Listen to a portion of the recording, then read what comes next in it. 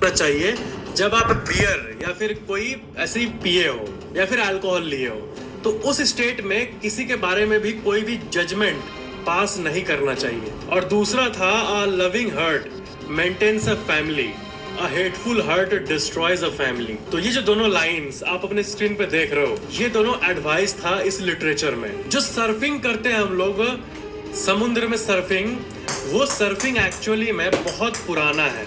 बहुत सारे पुराने गुफाओं में ऐसे ड्राइंग्स पाए जाते हैं। उसमें से एक आप असल ड्राइंग को अपने स्क्रीन पे देख रहे हो। इसमें देख सकते हो कि पुराने जमाने में लकड़ी के सर्फर्स को भी लोग यूज किया करते थे पानी के ऊपर। मतलब ये कोई मॉडर्न चीज नहीं है जैसे कि ज्यादातर लोग सोचते हैं, बल्कि 12th सेंचुरी में भी ये यूज होता था और इसके पेंटिंग और एविडेंस सब केव पे बने हुए हैं। फैक्ट नंबर 5, बहुत लोग पेट को रखते हैं, यानी पालतू कुत्ते और बिल्ली को। तो आपको पता है पेट को रखने के पीछे का साइकोलॉजी क्या है? ब्रेन के स्तर पर क्या होता है कि जो लोग पेट रखते हैं, अगर आपके पास पेट है तो आपको पता होगा, और जो लोग नहीं रखते हैं वो बोलेंगे कि पेट कैसे रख लेता है यार घर में, और जो लोग रखते होंगे वो कहेंगे तुझे कैसे पता चलेगा कि क्या होता है पेट होना।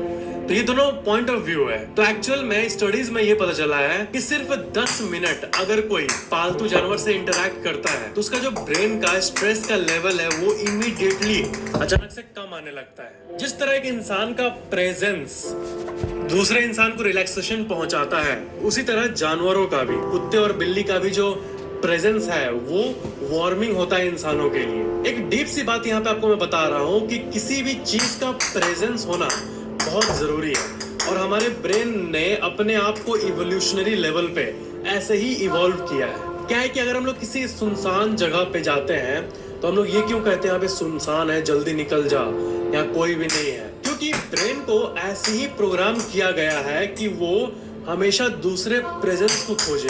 मतलब सिर्फ नॉन लिविंग थिंग से ही ना घिरा हो, बल्कि कोई ना कोई टाइप का लिविंग बीइंग जो अपने आप को मूव कर सकता है, जो कि हलचल कर सकता है, वो एक इंसान के सामने रहे, तभी उसको नॉर्मल फील होगा। नहीं तो अकेलेपन में इंसान पागल हो जाएगा। मतलब टेक्निकली आप ये कह सकते हो कि कोई इंसान अगर अकेला है और उसके सामने कोई भी लिविंग बीइंग नहीं है, एक प्राण वाला कोई चीज नहीं है, तो उससे अच्छा एक अगर मक्खी भी आ जाए तो वो कम से कम बेटर रहेगा एज कम्पेयर टू एक मक्खी भी नहीं है, वो पूरा ही अकेला है। एक प्राण कहीं से आ जाए जो कि एक्टिविटी कर सके, और यही बेस है सोशलाइजेशन का। हमारे इस धरती पे लोगों का मिलजुल के रहना बहुत जरूरी है। बहुत डीप बातें बताता हूँ ना मैं।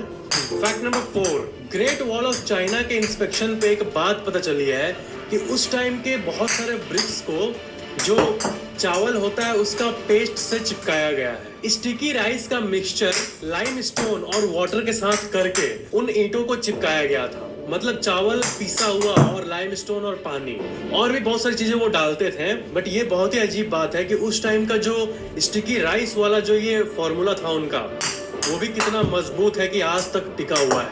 और ये भी कहा जाता है कि ताजमहल में भी ऐसे ही चीजों का इस्तेमाल किया गया है, क्योंकि उस जमाने में सीमेंट ऑफिशियली लॉन्च नहीं हुआ था। फैक्ट नंबर 3, आपको पता है हमारे सिविलाइजेशन का अभी जो चल रहा है 20, 21, 22 सेंचुरी, जो अभी ये टाइम फ्रेम चल रहा है, अभी से 1000 साल पहले लगभग आसमान में कुछ ऐसा दिखता था जैसा कि आप अपने स्क्रीन पे देख रहे हो।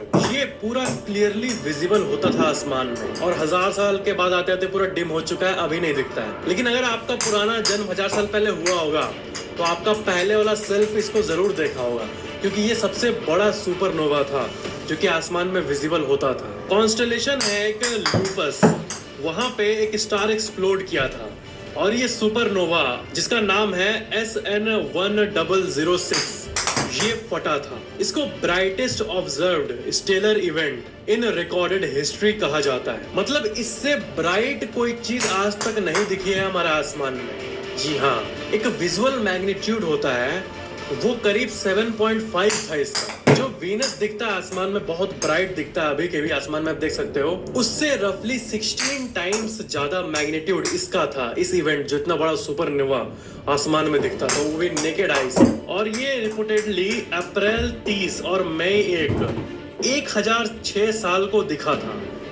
1006 सोचो। और यहाँ तक इनफैक्ट ये दिन के वक्त भी पूरा क्लियरली दिखता था। ऐसा मतलब अभी के टाइम पे पता नहीं ऐसा क्यों नहीं होता है। लेकिन होगा, बेटलगेज स्टार जो है वो फटने वाला है, लेकिन उसमें टाइम है, अभी 600 साल है। ये साइंटिस्ट लोग 600-700 लाइट ईयर साल ऐसे बोलते हैं जैसे कुछ है ही नहीं। अपने लाइफ में तो हम लोग और आप जो हमारा जो लाइफ है 100 साल का अप्रॉक्स, उसमें शायद ही ऐसा कुछ देख पाएंगे फिर से। तो साइंटिस्ट के हिसाब से ये 7200 लाइट ईयर दूर मौजूद था।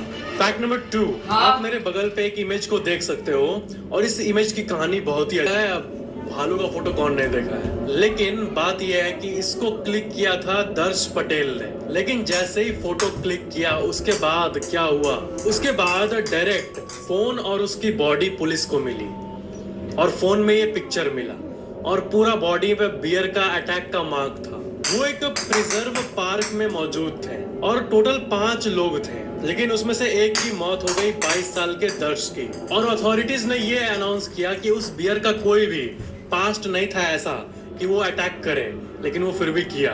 दर्श पटेल रुटगर्स यूनिवर्सिटी का एक स्टूडेंट था और ये घटना हुई थी Opshawa preserve, West Milford, United States में। फैक्ट नंबर 1, क्या आपको पता है कि आपके घर में मौजूद जो एक कॉइन है, पुराने कॉइन, उनकी वैल्यू बहुत ज्यादा है। ऐसा इंडिया में देखा गया है कि पुराने जो 1 रुपए के कॉइन है उसको 2.5 लाख रुपए तक भी लोग खरीदते हैं। और अगर मैं आपको बोलूं कि उन कॉइन की कीमत 70 करोड़ तक भी जा सकती है, तब आपका क्या कहना होगा?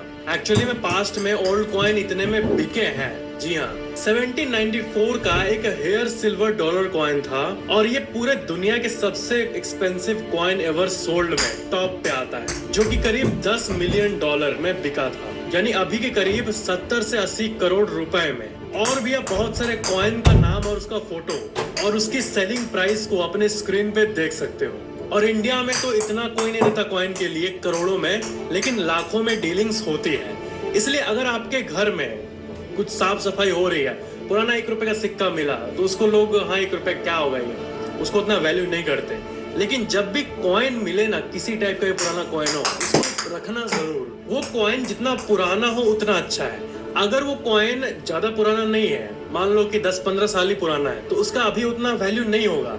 लेकिन उसको अगर आप रखोगे तो उसका वैल्यू तो बढ़ेगा ना, क्योंकि कॉइन जितना ओल्ड होगा उतना वो रेयर कैटेगरी में आएगा और उसका वैल्यू बढ़ते रहेगा। लोग जैसे अपार्टमेंट या फिर रियल एस्टेट में पैसा लगा के छोड़ देते हैं या फिर प्लॉट लेके छोड़ देते हैं और फिर वैल्यू अपने आप उसका बढ़ते रहता है। जिस तरह मतलब वो एसेट होता है, वैसे ही कॉइन भी है। कॉइन जितना पुराना होता है और जितने अच्छे कंडीशन में होगा उसका वैल्यू उतना ही होगा। तो अगर अभी आपके पास कम पुराना कॉइन भी है, लेकिन अगर आप उसको सेफली 20-25 साल तक रखो और फिर उसको सेल करोगे तो उसका अच्छा खासा वैल्यू आपको मिलेगा। तो उसको आई मीन क्यों बर्बाद करना, उसको ठीक से रखना जरूर। और बहुत सारे वेबसाइट्स ऐसे होते हैं ना जिसमें कि हम लोग कोई पुराने सामान को बेच सकते हैं, वैसी वेबसाइट पे कॉइन्स लिस्टेड होते हैं। और भी बहुत 7 साल से ज्यादा की दोस्ती के हमेशा चांस रहते हैं कि वो लाइफ टाइम तक रहेगा, ऑलमोस्ट हमेशा। और इस दुनिया में तो मनी अनइक्वल तरह से बटा हुआ है ना, तो क्या हो अगर दुनिया के हम लोग सारे पैसे को मिला दें, ठीक है, एक जगह रख दें और जितना भी पॉपुलेशन है इस दुनिया का उससे इक्वली डिवाइड कर दें, तब सबके हाथ में कितना पैसा आएगा? ऐसे कुछ इंटरेस्टिंग फैक्ट्स आज आप इस वीडियो में जानने वाले हो। वीडियो को पूरा जरूर देखना, मजा आ जाएगा। फैक्ट नंबर 15, साइकोलॉजी ये कहती है कि इस दुनिया में बहुत सारे फ्रस्ट्रेटिंग चीजें हैं, जैसे कि आप सोए हो और कोई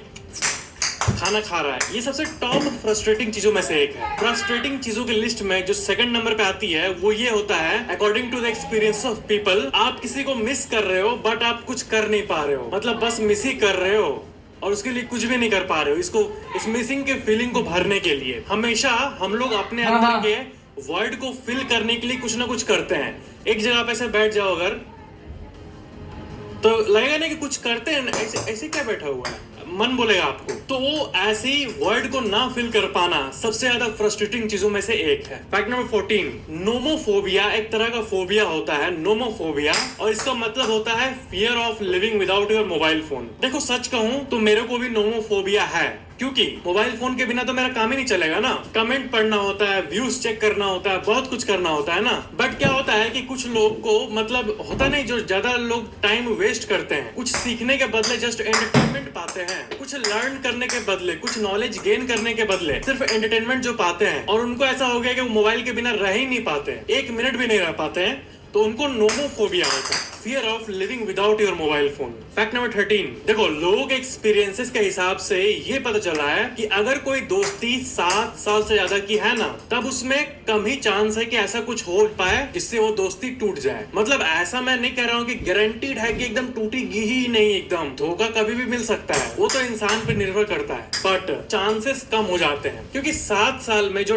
ट्रस्ट डेवलप होता है, जो फ्रेंडशिप डेवलप होती है, वो बहुत ही ज्यादा डीप होती है। इसलिए ये जो 7 साल का टर्म है, ये बहुत ही इंटरेस्टिंग टर्म है। फैक्ट नंबर 12, देखो इस दुनिया में जितना भी कैश पैसा है, मतलब प्रॉपर्टीज के रूप में नहीं, बल्कि जो इनकम होता है लोगों का, जैसे बैंक में पैसा मस्त जो आप इस्तेमाल कर सके हो, उसको हम लोग मनी कहते हैं, है ना। मतलब जो आप इजिली यूज कर सको, जो आपके पास लिक्विड स्टेट में रहे। तो इस दुनिया में सारे लोगों के इनकम पैसे को, बैंक अकाउंट को जोड़ देना, तो पता है इस धरती पे टोटल मिला के कितना पैसा है अभी करेंटली। तो अकॉर्डिंग टू वर्ल्ड बैंक, ये पिछले 2-3 साल पहले 76 ट्रिलियन थी, अब हो गई है 84 ट्रिलियन। तो 84 ट्रिलियन डॉलर्स इस पूरे वर्ल्ड में है। अब आप पूछोगे कितना, तो देखो बहुत है, करोड़ में बोलूंगा कि 1 लाख 2 लाख करोड़ तो समझ नहीं आएगा, ठीक है। तो मेन बात है 84 ट्रिलियन डॉलर है, और इसको मेन बात है हम लोग सारे पॉपुलेशन से डिवाइड करते हैं। जैसे इस दुनिया में जो लगभग 7.6 बिलियन लोग हैं, 760 करोड़ लोग हैं पूरे दुनिया में। तो इस पैसे को अगर हम लोग सारे से डिवाइड कर देना, मान लो कि कोई ऐसा कोई महावीर आ गया जो सारे पैसे को एक साथ चोरी कर लिया, पूरे वर्ल्ड के पैसे को किसी न किसी तरह से, हाइपोथेटिकली स्पीकिंग, वो एक जगह पैसे को लाया और फिर ये डिसाइड किया कि इस दुनिया में जितने लोग हैं सबको मैं इक्वली पैसा बांटूंगा। तो पता है सबके झोली में 11,000 डॉलर आएंगे, मतलब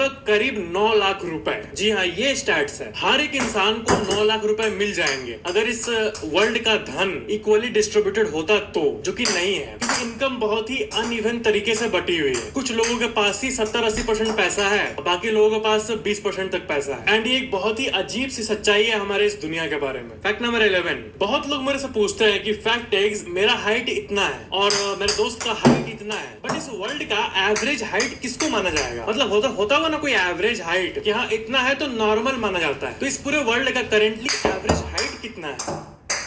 Cashback, coupons, discounts, low rates only on Agoda. मतलब एवरेज हाइट पता ना होने के कारण लोग ये समझ नहीं पाते हैं कि मेरा हाइट क्या नॉर्मल से ज्यादा है या कम है। तो ग्लोबल स्टैटिस्टिक्स की बात करें, मतलब इस पूरे दुनिया की एवरेज की बात करें ना, तो वो लड़कियों के लिए 5 फुट 3 इंच है और लड़कों के लिए 5 फुट 7 इंच है। तो अगर आप लड़की हो और आपकी हाइट 5 फुट 3 इंच या फिर उससे ज्यादा है, तो आप एवरेज और उसके ऊपर हो। और अगर आप लड़के हो और वैसे लड़कों का 5'7", उससे ऊपर हो तो ठीक है, 5'7" है तो ठीक है, 5'7" से नीचे है तो एवरेज से नीचे है आपका हाइट। फैक्ट नंबर 10, आपको पता है एक ये साइकोलॉजिकल फैक्ट है कि जब कोई थका हुआ होता है ना, तब वो ज्यादा ऑनेस्ट आंसर्स करता है। देखना आप कभी लेट नाइट कन्वर्सेशन किसी से करना, मतलब रात के 10, 11, 12 बजे जो लोग आराम से सोते टाइम बात करते हैं, तब बहुत ऑनेस्ट चीजें बाहर आती है क्योंकि पूरे दिन के काम करने के बाद वो थक जाता है, रात में सब कोई रेस्ट करने के लिए आता है। तो तब जब बॉडी टायर्ड होता है तो उतना एफर्ट नहीं लगा पाता है। मतलब कुछ भी आप बना के कॉल पे बात करते हो, कुछ अतरंगी चीजें, तो उसके लिए एनर्जी लगती है। बट जब टायर्ड होते हो तो सबसे ऑनेस्ट चीज ही मुंह से निकलती है। सबसे जो आपका बेसिक लेवल पे जो ऑनेस्ट चीज है, बिना एफर्ट के ही मुंह से निकलती है। तो इसलिए जब लोग टायर्ड होते हैं तब वो ज्यादा ऑनेस्ट आंसर्स देते हैं। फैक्ट नंबर 9, मैं अक्सर आपसे ये बात पूछता हूँ और जिससे मैं मिलता हूँ लोगों से, उनसे भी पूछता हूँ कि आपको कितने उम्र तक जीना है, आपका क्या विश है, कितने साल आप जीना चाहते हो? क्या आप ज्यादा जीने और कम उम्र तक जीने पे यकीन करते हो, या फिर आप चाहते हो कि मेरी उम्र 100 साल रहे? मतलब कुछ लोगों का ये मानना है ना, मतलब ये सबका पर्सनल ओपिनियन अलग अलग है। कुछ लोग ये मानते हैं कि मेरे को 60 तक जीना है क्योंकि बुढ़े होने के बाद तो एनर्जी उतना होगा नहीं, तो कुछ खास काम लाइफ में तो कर भी नहीं पाएंगे वैसे भी। बट कुछ लोग सर्वाइवल पे बहुत ज्यादा, मतलब उनका बेसिक इंस्टिंक्ट होता है अंदर से कि नहीं मेरे को 100 पार करना है, मेरे को जीना है लेट तक, एनर्जी नहीं रहे देखा जाएगा लेकिन जीना है। तो इससे एक सवाल निकलता है कि इस दुनिया में कितने ऐसे लोग हैं करेंटली जो कि 100 से ऊपर के हैं। 760 करोड़ की आबादी है लगभग, और डेली ये बढ़ते जा रही है। तो 100 से ज्यादा उम्र वाले कितने लोग हैं अभी इस अर्थ में करेंटली? तो इसका आंसर है 417 के, 4,17,000 के आसपास। ऐसे 4 लाख लोग हैं जो कि सेंचुरी पार कर चुके।